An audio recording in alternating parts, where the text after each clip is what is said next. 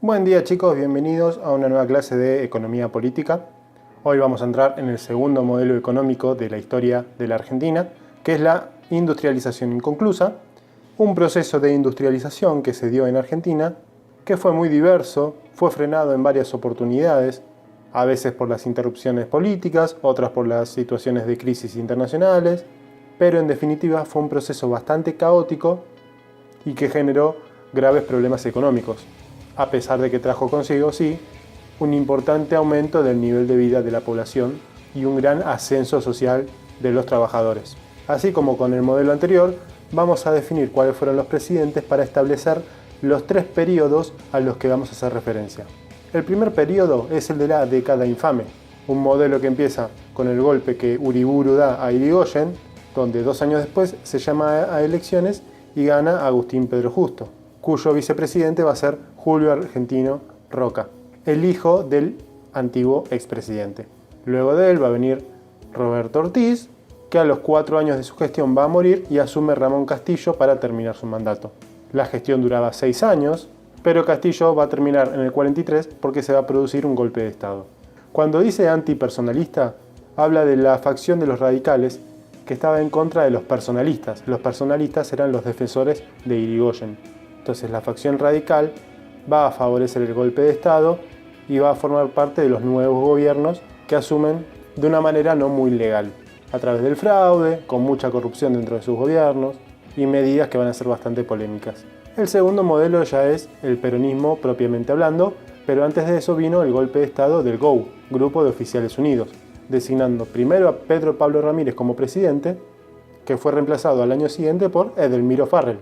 Durante estos gobiernos, Perón va a ganar mucha popularidad a través de su desempeño como ministro y luego como vicepresidente de Farrell, hasta que finalmente, cuando se producen las elecciones en 1946, Perón gana por el Partido Laborista. 6 años después se presentaría nuevamente y en el 52 asumiría su segundo mandato, pero 3 años después, en el 55, sufre un golpe de Estado. El último modelo es la etapa más extensa, caracterizada por la proscripción del peronismo. El golpe de Estado, comandado por personajes como Leonardi y Aramburu, que van a gobernar posteriormente, hasta el 58, hasta que se llama a elecciones y gana Arturo Frondizi, pero solamente va a gobernar 4 años porque lo van a sacar del poder. En esta etapa, la Unión Cívica Radical estaba dividida en dos partes, la UCR intransigente y la del pueblo, que se peleaban por el apoyo del peronismo. Después del golpe de Estado, José María Guido gobierna 1 año hasta que se llama a elecciones nuevamente y asume Arturo Illia, de la otra facción radical.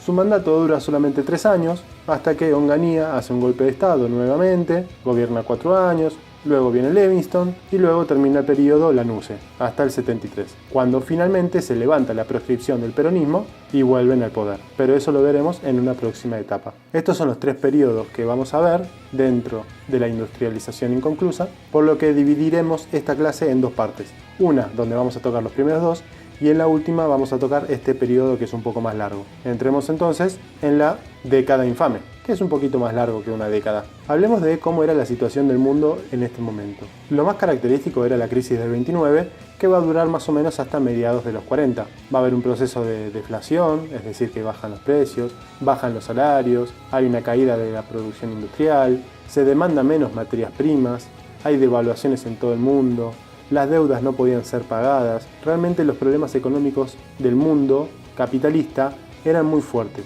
Y obviamente esto va a afectar a la Argentina. La Argentina va a tener muchos problemas económicos durante esta década. Por su parte, los países subdesarrollados tuvieron que dejar de comprar maquinarias manufactureras, impidiendo varios procesos de desarrollo industrial. El presidente estadounidense Herbert Hoover, del Partido Republicano, con sus medidas acentuó la crisis del 29, pero además aumentó las tarifas aduaneras con un sistema parecido al mercantilismo.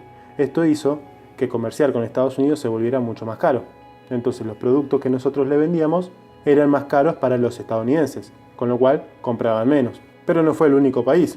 Varios países tomaron medidas proteccionistas, incluso Gran Bretaña solamente se dedicó a comerciar con su Commonwealth. En un ratito vamos a ver qué es esto del Commonwealth y de por qué perjudicaba a la Argentina. También hay un gran impulso de las ideas keynesianas, donde el Estado debe volver a ser protagonista de la economía, ya que el pleno empleo no iba a poder ser asegurado por el capitalismo. El Estado tiene que intervenir, tiene que fomentarse un estado de bienestar, Y en países como Alemania, Italia o Japón, el Estado intervino fuertemente en todas las actividades económicas para reactivar el consumo, principalmente por la demanda de material bélico. Las principales industrias que se desarrollaron en este periodo tienen que ver con las industrias de materiales de guerra. Recuerden que estamos en el 29, pocos años después se producirá la Segunda Guerra Mundial, que si bien trae problemas económicos, también ha favorecido a muchos países, haciéndoles subir su economía. En Estados Unidos, en 1933, asume el demócrata Franklin Delano Roosevelt, que va a gobernar varios años hasta su muerte.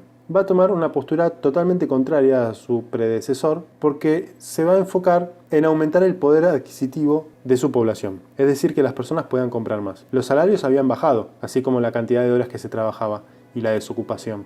El PBI había bajado de 81 a 38 billones, serían como 1.000 millones de dólares, y la desocupación subió de 3 a 25% en solo 4 años. Por eso, una de las medidas que toma Roosevelt para solucionar todos estos problemas es el New Deal, Nuevo Trato, que tiene que ver con una fuerte intervención del Estado para facilitar créditos a las empresas, crear mucha obra pública, estimular la demanda a través de mejores salarios, lograr un crecimiento industrial, establecer un salario mínimo, que los empresarios no puedan pagar menos de eso, y que haya un sistema de seguridad social que atienda a las personas más desfavorecidas. La economía empieza a mostrar grandes mejoras, pero la explosión económica se da justamente con la Segunda Guerra Mundial y la fuerte demanda de material bélico para la guerra. Claramente la guerra fue un importante beneficio para los industriales. Incluso todas las industrias empezaron a dedicar a la guerra y bajaron los bienes de consumo. Se dejaron de producir bienes de consumo para producir armamento. Y esto generó que otros países que adquirían bienes de consumo de estos países industrializados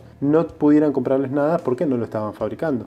Entonces van a tener que recurrir a otras alternativas, como es el caso, por ejemplo, de la Argentina. ¿Qué pasaba entonces en Argentina durante esta época? ¿Cómo era la situación? La balanza comercial, es decir, la relación entre exportaciones e importaciones, era bastante mala. Las exportaciones bajaron mucho, las importaciones también bajaron, pero menos. Entonces se produjo déficit. Lo ideal es que ambas suban, tanto exportaciones como importaciones. No está bueno que las importaciones sean cero, sobre todo porque sirve para traer al país maquinarias y elementos que son muy importantes. Entonces, las importaciones no está mal que suban, pero sí las exportaciones tienen que ser más altas. Acá pasó lo contrario, acá bajó todo, pero como bajó más las exportaciones, el déficit aumentó. Lo que se importaba eran bienes de consumo, no bienes de capital, no maquinaria, sino cosas que se consumían acá. Y como nosotros no las fabricábamos, no podíamos reducir estas importaciones. Recordando un poco los contenidos de la unidad 3, empezaban a faltar los dólares, y cuando los dólares faltan, la cotización del peso se va por el suelo.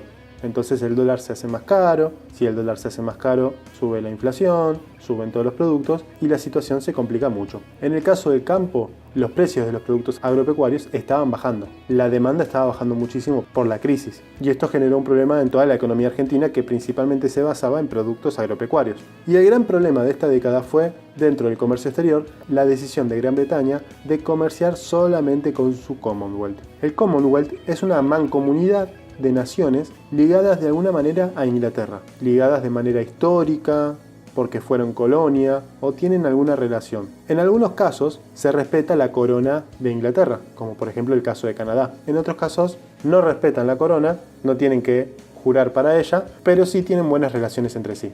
Entonces, para favorecer el comercio de todos estos países, Inglaterra decide solamente comprarle carne a estos países que están pintados en azul.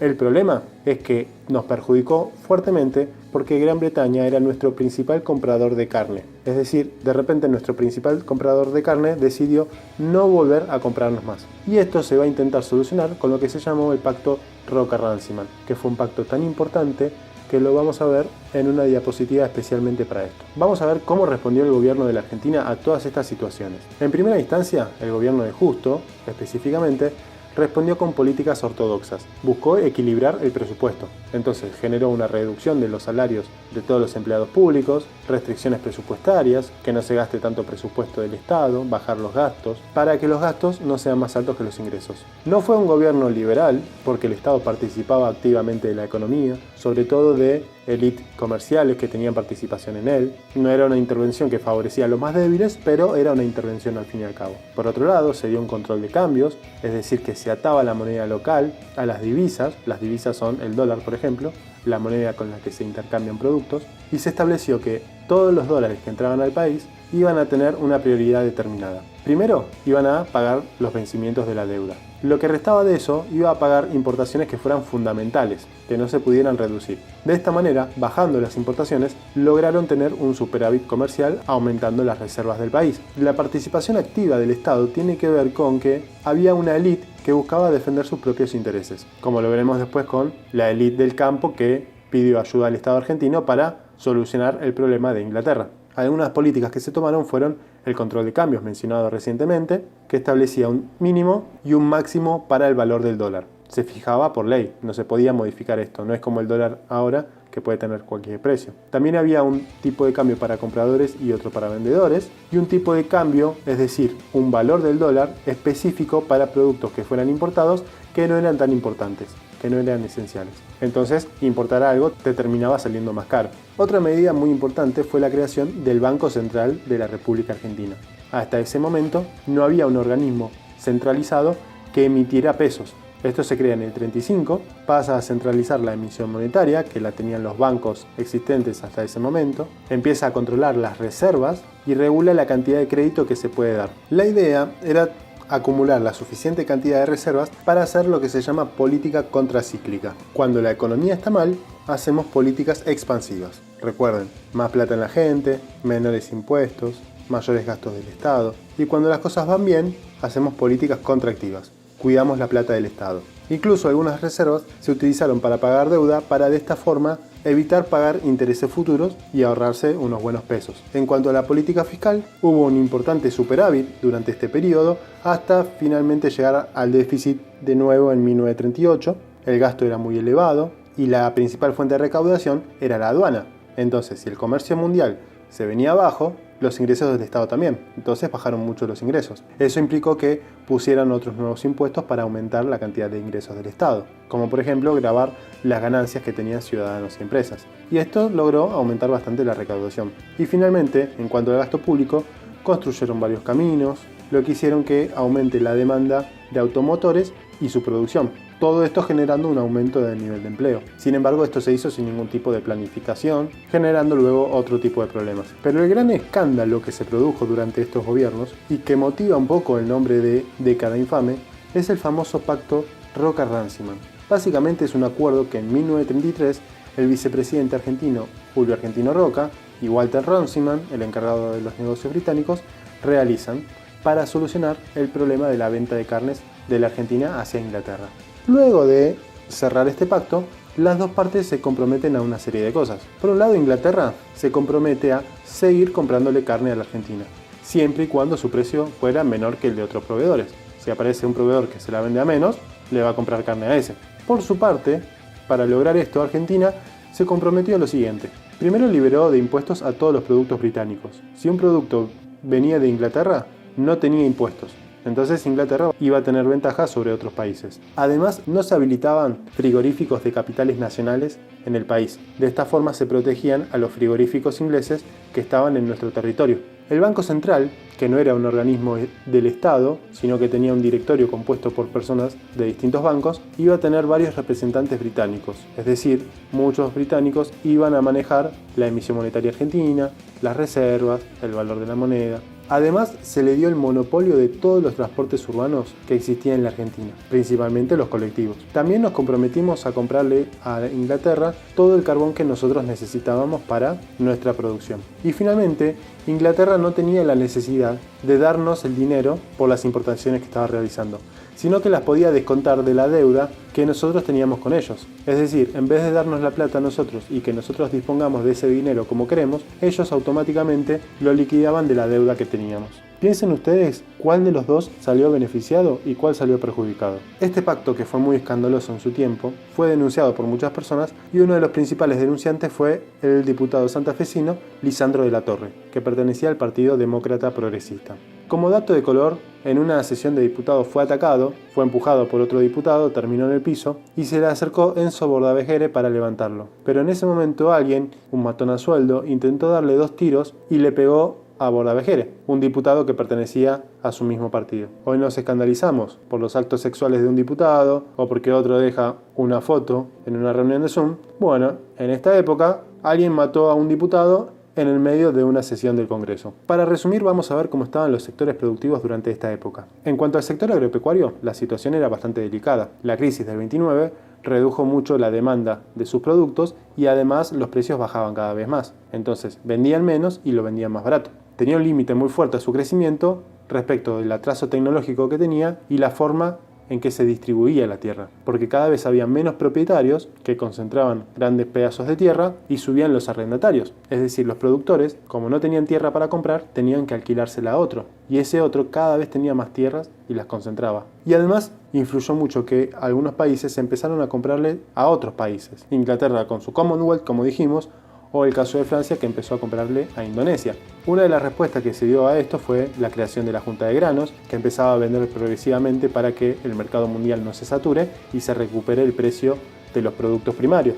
La Junta de Grano básicamente compraba a los productores sus productos y después se lo vendía a las empresas que se encargaban de exportarlo. Porque hoy en día no es que alguien planta una papa y después la exporta.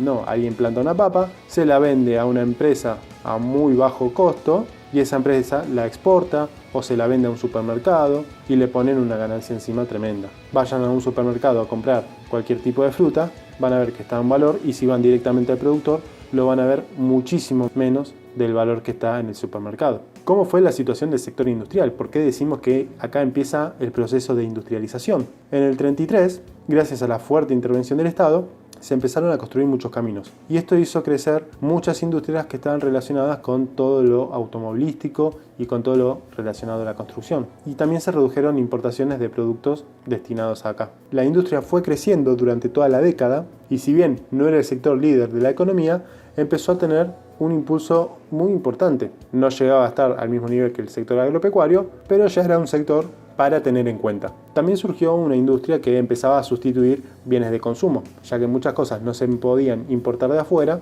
algunos empezaron a fabricarlas acá. Y eso ayudó a reducir un poco el déficit comercial, bajando las importaciones de bienes esenciales. Un poco el objetivo de esto era reducir las fluctuaciones del mercado mundial. Ya estuvimos viendo que cuando el mercado mundial andaba bien, a la Argentina le iba bien, y cuando andaba mal, nos iba mal. Entonces, si dependíamos de nosotros mismos, capaz que el mundo se estaba prendiendo fuego, pero nosotros podíamos mantenernos bastante bien.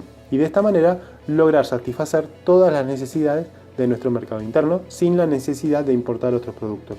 Fue clave el sector automotor, como vimos en la construcción de los caminos. Industrias relacionadas al caucho, a las carreteras, a los repuestos, y son industrias que utilizaban mucha mano de obra, mucho más que la que utilizaba el campo. Entonces esto generó un nivel de empleo mucho más alto. Obviamente este sector tenía problemas. El desarrollo industrial es bastante incipiente en esta época, y los productos que fabricaban acá en Argentina básicamente eran copias de otros productos que ya estaban rezagadas en el resto del mundo. Se utilizaban máquinas ya usadas y obsoletas porque tecnología de punta era demasiado caro para adquirirla y no había sido planificada a largo plazo. Se fue dando más a los tumbos.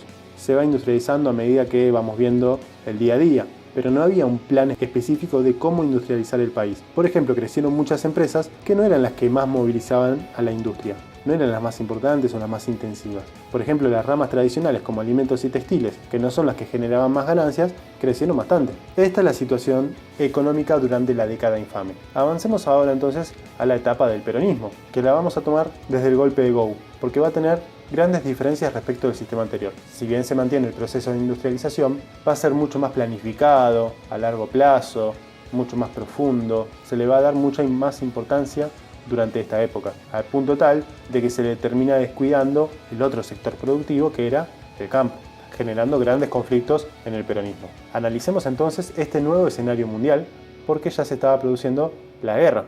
Para cuando termina la Guerra Mundial, en 1945, se da una etapa que se conoce como los años dorados, los 30 años dorados, los gloriosos años, que va justamente desde el fin de la Guerra Mundial hasta la crisis del petróleo en el 73, donde se produce un gran crecimiento del sistema capitalista, un desarrollo muy importante, un crecimiento de las condiciones sociales de las personas. Es como la mejor etapa de la economía mundial. Después de la Segunda Guerra, Estados Unidos se erige como la nueva potencia mundial y proponen un nuevo orden mundial liberal basados en los acuerdos del Bretton Woods, acuerdos que dan lugar al nacimiento de organizaciones como el FMI y el Banco Mundial y que posteriormente se daría lugar al nacimiento de la ONU.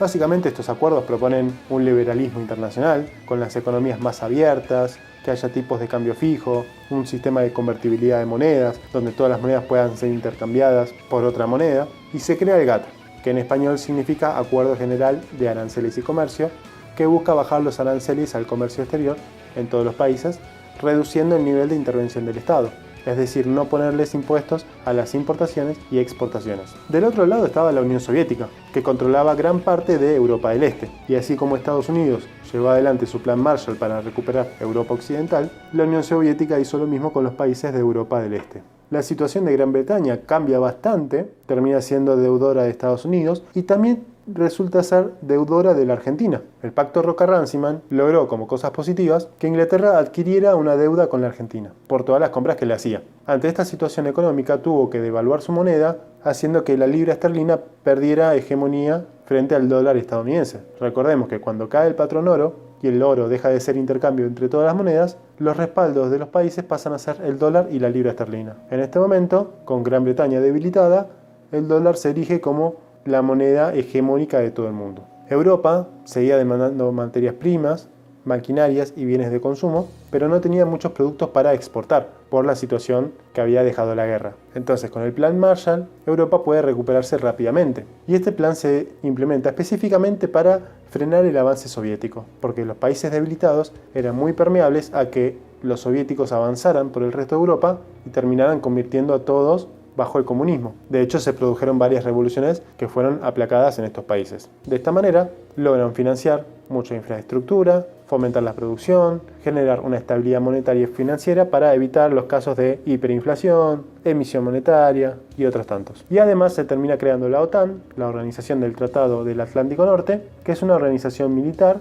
de varios países lideradas por Estados Unidos y las potencias capitalistas. En contrapartida, los soviéticos lanzan el Pacto de Varsovia. Como pueden ver en este mapa, así queda distribuido el mundo entre la OTAN y el Pacto de Varsovia. Esto respecto del primer y segundo mundo. Después está el tercer mundo, donde estamos nosotros, donde se dan muchos procesos de descolonización, como el caso de la India o Argelia, de Inglaterra y Francia respectivamente. Incluso hoy la ONU ya decretó que está prohibido tener colonias. En América Latina empiezan algunos procesos de sustitución de importaciones, como vimos en la etapa anterior, pero necesitaban poder exportar sus productos al resto del mundo. Sin embargo, con el Plan Marshall, que no incluyó al tercer mundo, la recuperación tan rápida de Europa los puso en desventaja a todos los países del tercer mundo. Y como ya mencionamos en la etapa anterior, el keynesianismo seguía bastante fuerte, pero era un sistema que buscaba reproducir el sistema capitalista. No buscaban un comunismo ni un socialismo como muchos creen hoy. En algunos casos se planteaban nacionalizaciones, que el Estado planifique, que haya un estado de bienestar que asegure derechos a todos.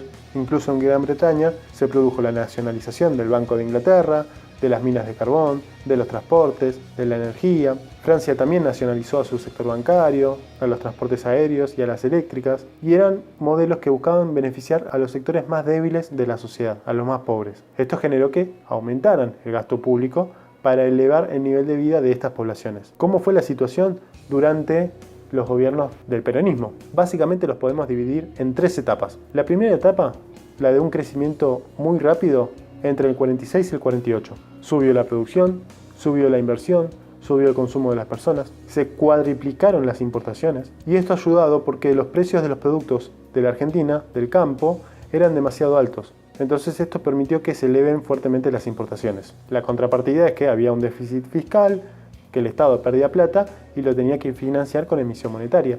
Va a haber un poco de inflación durante este periodo.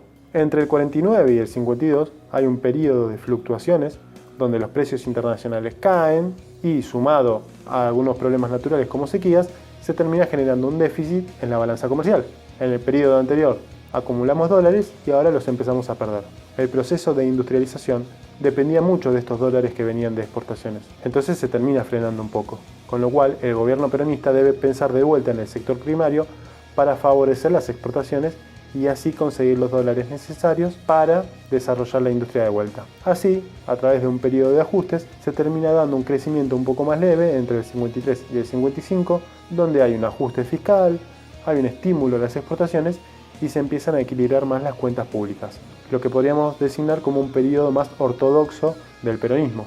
vamos a ver cuáles fueron las principales políticas que implementaron. En cuanto a política social, hubo una fuerte redistribución del ingreso hacia los sectores más desfavorecidos. Hubo mucha legislación laboral en cuanto a los derechos de los trabajadores, como indemnizaciones, vacaciones pagas, horarios de trabajo fijos y algunos derechos sociales como el acceso a la vivienda, mayor educación, mayor salud. También estaba la Fundación Eva Perón, que era una institución de beneficencia. Todas estas políticas generaron un aumento de los salarios, principalmente los salarios urbanos dedicados a la industria. Aumentó la cantidad de jubilados de 300.000 a 3 millones y también hubo mucha creación de villas de emergencia de migrantes del interior del país hacia las grandes ciudades para trabajar en las industrias, un proceso que se dio en todo el mundo, pero que ante el rápido ascenso social rápidamente podían salir de acá. En cuanto a la política fiscal, podríamos decir que fue procíclico, lo contrario de lo que planteaba el keynesianismo. Cuando la economía estaba en buen estado, el peronismo la expandió, buscó fomentarla más, pero cuando la crisis apareció y la economía se empezó a contraer, el peronismo tomó políticas ortodoxas o contractivas, al revés de lo que es una política contracíclica. Es decir, procíclico significa que se va como los ciclos de la economía. Cuando va bien, invertimos. Cuando va mal, nos cuidamos. Lo contracíclico es ir en contra del ciclo de la economía. Cuando nos va bien, nos cuidamos. Cuando nos va mal, invertimos con todo, justamente para revertir este ciclo económico y que sea todo más estable. El sistema tributario, es decir, los impuestos, era un sistema progresivo. Había impuestos a los beneficios de los empresarios, de las riquezas personales, que justamente buscaban fomentar la demanda interna. Recordemos la propensión marginal al consumo. Cuidamos a los más pobres porque son los que más van a consumir. También tuvo la limitación de que cuando aumentó el sistema jubilatorio necesitaba más trabajadores que aportaran a las jubilaciones de estas personas. Un gran problema que tienen todos los países del mundo es que los trabajadores actuales pagan las jubilaciones de los jubilados actuales. Entonces necesitamos una cantidad de trabajadores específicos para satisfacer los recursos necesarios para pagarles a todos estos jubilados. Y en ningún lugar del mundo alcanza la cantidad de plata que se recauda contra la cantidad de plata que se gasta. De esta manera deben recurrir a otros recursos, también en Argentina, para pagarles a estos jubilados. El otro recurso es un sistema de capitalización diferente al que tenemos ahora, donde cada uno ahorra en una cuenta para sí mismo y cuando se jubile va a cobrar depende de lo que ahorró. ¿Cuál es el problema? Que no todos pueden ahorrar. Entonces, la cantidad de jubilados va a ser mucho menor. Económicamente es mejor, pero socialmente dejamos afuera a un montón de jubilados que se van a quedar sin ningún salario. La política de ingresos planteaba una redistribución de la riqueza. Coincidía con el keynesianismo en que el libre mercado conducía a la desigualdad y cuando hay mucha desigualdad, la demanda baja. Entonces, el peronismo va a buscar industrializar el país y aumentar el consumo. Entonces va a producir una doble redistribución de los recursos. Una del capital al trabajo y otra del campo a la ciudad. La primera significa que en vez de darle tanta plata a los empresarios, empezar a darle más recursos a los trabajadores. La segunda, que en vez de darle tanta plata al campo, empezar a darle más plata a la ciudad y a las industrias. Incluso, durante el peronismo se dio un proceso llamado 50-50, 50-50. Del total de los ingresos argentinos, el 50% era para trabajadores y el otro 50% era para el resto de los empresarios. Hoy ese número es menor, el de los trabajadores, no llega al 50%, con lo cual esto fue un logro bastante importante. Pero cabe aclarar que hubo un aumento generalizado en varios países producto de estos 30 gloriosos años y estas intenciones de los estados de bienestar de mejorar la calidad de vida de las personas y así hacer más fuerte el sistema capitalista. Y la política principal del peronismo es la llamada Primer Plan Quinquenal, un plan de 5 años que duró del 47 al 51, que es básicamente un programa de varias obras e inversiones para asegurarse que podíamos abastecernos de materias primas, desarrollar la industria, desarrollar la agricultura, diversificar la producción, es decir, que se produzcan varias cosas y que la industria se descentralice, que no esté en un punto solo determinado. Los objetivos de este plan eran industrializar el país, que no seamos tan vulnerables a los vaivenes del mundo exterior, que se nacionalizaran muchos servicios públicos, que el nivel de vida de la población aumentara y que se generara un mercado de consumo interno, es decir, que las empresas pudieran hacerse exitosas sin la necesidad de exportar productos, es decir, poder ser exitosos vendiendo productos dentro de la Argentina. Lo interesante de este plan, más allá de los resultados, es que es un plan totalmente planificado a largo plazo, porque fíjense que está pensando en políticas de acá a 5 años, con un objetivo determinado que es industrializar el país y que toma muchas medidas en favor de esto.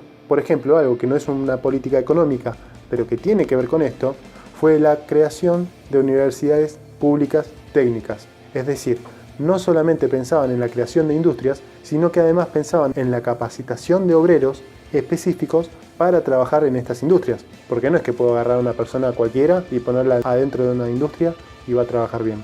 Hay que educarlo, por ende se favorecieron muchas carreras relacionadas a la ingeniería y además muchas capacitaciones a trabajadores industriales que estaban trabajando en ese momento. Entonces fue un plan que abarcó muchos tipos de políticas, no solamente políticas económicas, con el objetivo de industrializar el país. Por eso es tan interesante como sistema de planificación de una política pública, algo que era novedoso para lo que veníamos viendo en las clases anteriores, porque planificación industrial no había. Veamos entonces, dentro de los objetivos, el de las nacionalizaciones que se produjeron durante el peronismo, que fueron bastantes. Desde el golpe de Gou, los militares que habían asumido hasta Perón eran muy nacionalistas. Acusaban a los gobiernos de la década anterior de ser vendepatrias, es decir, no gobernaban en favor de los intereses argentinos, gobernaban en favor de intereses de otros países. El pacto Roca-Runciman era un pacto pensado para defender los intereses británicos sobre la Argentina, o por lo menos eso se denunció. Entonces, desde el peronismo, para revertir esto, se da un proceso fuerte de nacionalización. Por un lado, se nacionalizaron los servicios públicos, gas, luz, agua.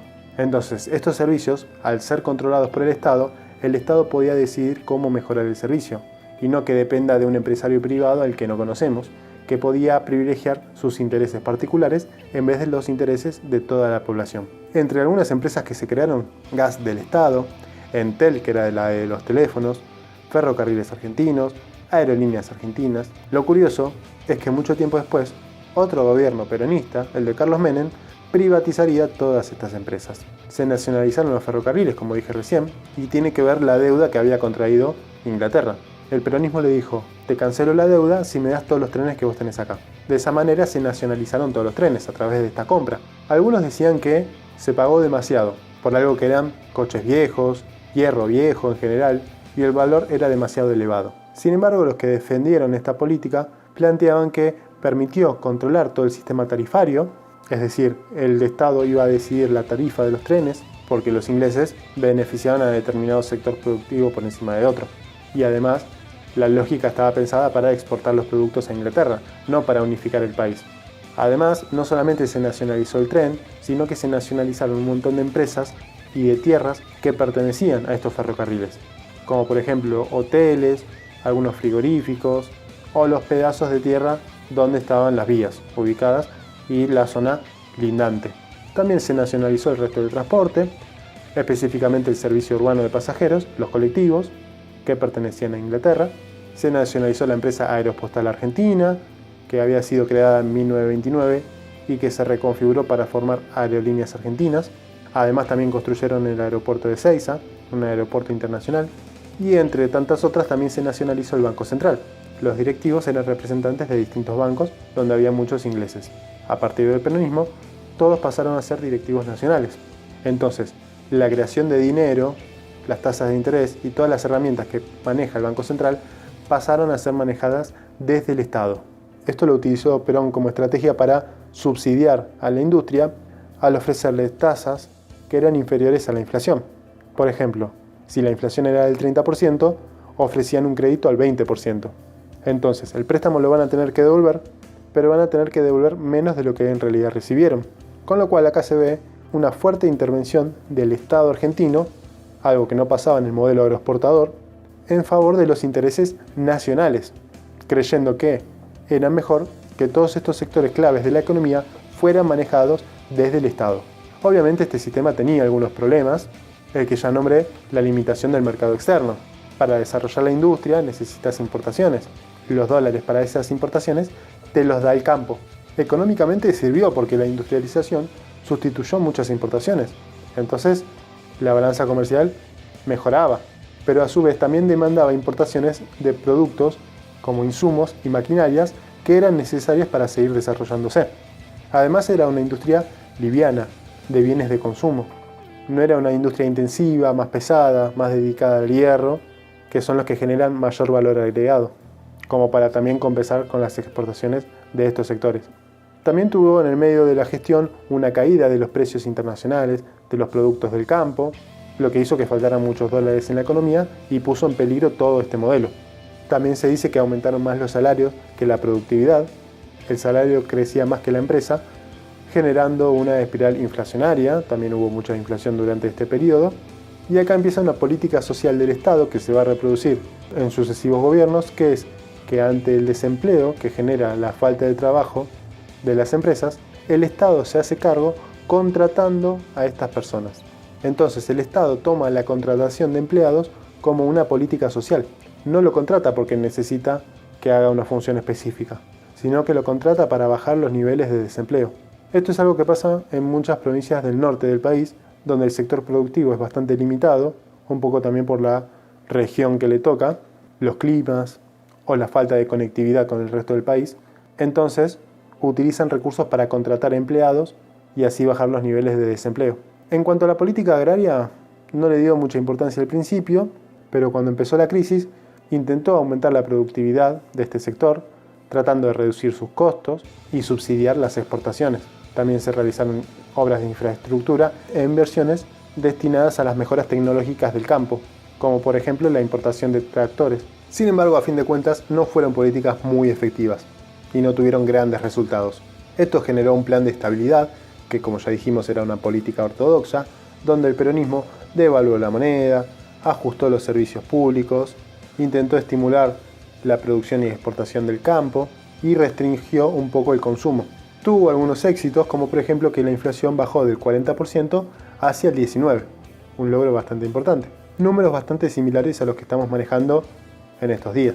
Esto motivó el segundo plan quinquenal, que empezó en el 52 e iba a llegar hasta el 57, hasta que se interrumpió por el golpe de Estado, y que tenía como objetivo mantener un equilibrio entre precios y salarios, que no se volviera a descontrolar, que se invirtiera más en las materias primas, en el sector del campo, que se siguiera sustituyendo importaciones, pero estaba más destinada a proteger al sector que se había debilitado anteriormente, que era el campo. En este caso es una política más reactiva que el primer plan quinquenal, porque está reaccionando a los acontecimientos que sucedieron previamente. Uno de los problemas que tuvo el peronismo fue justamente descuidar el sector agropecuario, porque le generó grandes limitaciones. Y por más que se industrializó bastante el país, Argentina seguía siendo muy dependiente de los vaivenes del comercio internacional. Pero con esto terminamos la clase de hoy, vamos a dejar hasta acá y en la próxima oportunidad terminaremos con el proceso de industrialización inconclusa, la época más caótica, donde vamos a ver varios gobiernos, varias orientaciones distintas, un quilombo prácticamente, hasta llegar finalmente al retorno de Perón, la crisis del petróleo y el nuevo proceso de hegemonía neoliberal que empieza en la década del 70. Gracias por ver hasta acá, nos vemos en la próxima clase y cuídense. Hasta luego.